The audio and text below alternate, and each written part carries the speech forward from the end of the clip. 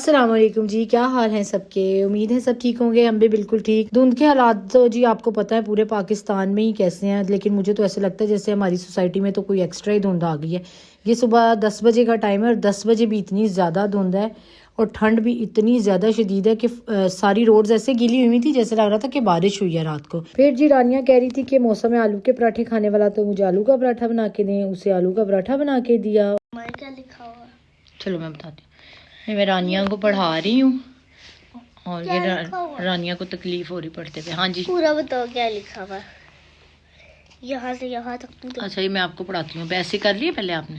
हाँ, ये वाला तो ये अपना टेबल लेके आई थी डॉलर शॉप से, और अब इसके बगैर ये पढ़ती भी नहीं है। मम्मा ये ऐसे तो मैं बाद में करूँगी, पहले वही। चलो पहले उर्दू का कर लो। मुझे कुछ समझ नहीं आ रहा।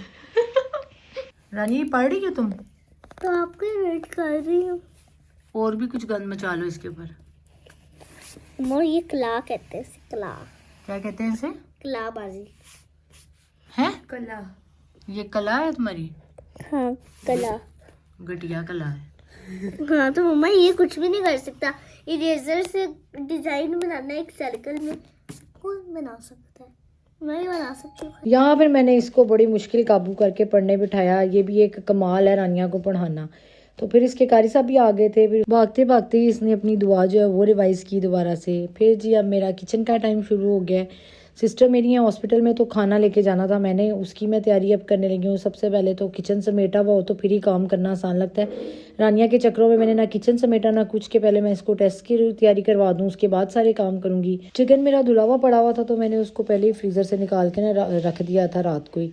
उसके बाद मैंने प्याज भी कट कर लिया। मैं तैयारी पहले करके चीज़ों की रख लेती हूँ, फिर इस तरह से खाना बनाना आसान हो जाता है। सबसे पहले जी हम प्याज को ब्राउन कर लेंगे। और ये प्याज आजकल ना बहुत ही अजीब सा आ रहा है, ये वाइट वाइट सा प्याज, पता नहीं ये ईरानी है कि कौन सा प्याज है। तो ये आधा ब्राउन हो जाता है, आधा ब्राउन ही नहीं होता। साथ ही मैंने इसके अंदर लहसुन अदरक डाल दिया और फिर इसके अंदर मैंने चिकन डाल दिया।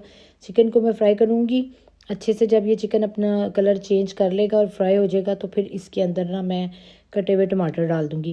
पहले मैं यखनी वाला पुलाव बनाती थी, लेकिन ना अब मुझे ये वाला ज़्यादा इजी लगता है क्योंकि इसमें ऑटोमेटिकली यखनी खुद ही बन जाती है। फिर इतने ज़्यादा बर्तन ना गंदे नहीं होते, बस सिंगल एक पॉट में ही खाना बन जाता है।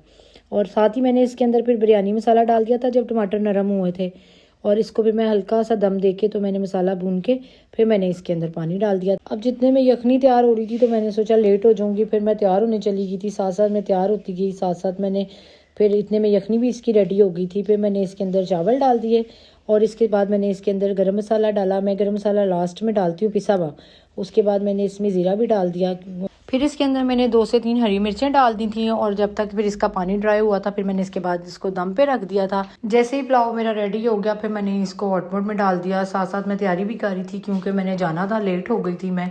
मरीज़ को तो इतना ज़्यादा नहीं था खाने का, लेकिन जो साथ गए हुए थे उनको ज़्यादा मसला हो रहा था खाने का। और मैंने आज गाड़ी भी नहीं लेके जानी थी, जाना भी मैंने रिक्शे पे था क्योंकि धुंध बहुत ज़्यादा थी और मुझे ये था कि वापसी पे मेरे से ड्राइव होगी नहीं।